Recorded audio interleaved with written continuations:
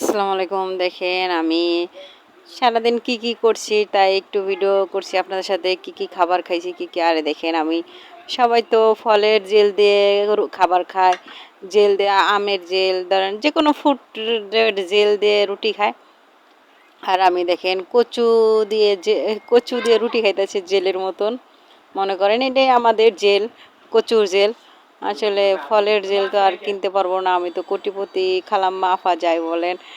আর এই যে আমি কচুর জেল দিয়ে দেখেন রুটি খাবার খাচ্ছি। আমার মতন কচুর জেল দিয়ে কে রুটি খাবার খান আমাকে একটু জানিয়েন। আসলে আমার মতন এরকমের তো কোটিপতি আছেন নাকি লাখপতি।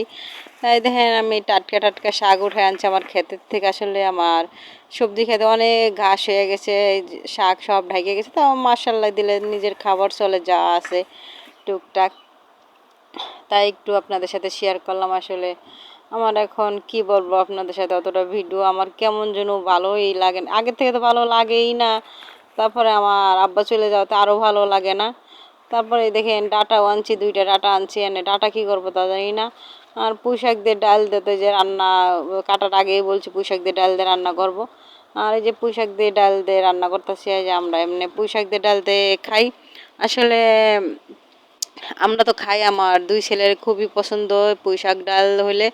ওরা নিজেরাই ভাত খায়, অনেক মাশাল্লাহ দিল, নিজেরাই পছন্দ করে, খুবই পছন্দ। এমনি মাছ ডিমও এতটা করে না। আর পুঁই শাক ডাল রান্না করে ওরা নিজেরাই ধরতে গেলে খায়, এমনি তো ভাত বাইরে খায় না, এটা একটু আগ্রহ করে খায়, এটা অনেক পছন্দ ওদের। তাই আমিও দিয়ে ওগুলো লেগে পুঁই শাকের ডাল। তাই এরকমের কে পুঁই শাকের ডাল রান্না করেন আমাকে, মানে কী করবো, আচ্ছা কে রান্না করেন আমাকে জানিয়েন, যে আমরাও রান্না করে খাই। আর এই দেখেন আমি একটা জিনিস কিনছি, তাই আপনাদের সাথে একটু শেয়ার করলাম। দেখেন এটা হলো কি, রুটির বাটি রাখছি, এই বাটিতে রুটি বানায় রাখবো, তাই আপনাদের সাথে একটু শেয়ার করলাম। আর দেন আমি খোলার চেষ্টা করতেছি, এক হাতে তাও খুলতে পারতেছি না। আর এক হাতে তো আমার মোবাইল, আপনারা জানেনই আমার এক হাতে মোবাইল থাকার, এই এক হাতে চেষ্টা করতেছি, আসলে ব্যর্থ হয়ে গেলাম খুলতে। আর আসলে খোলা দেখাতে পারলাম না আপনাদের। সুন্দরী আছে বাটি।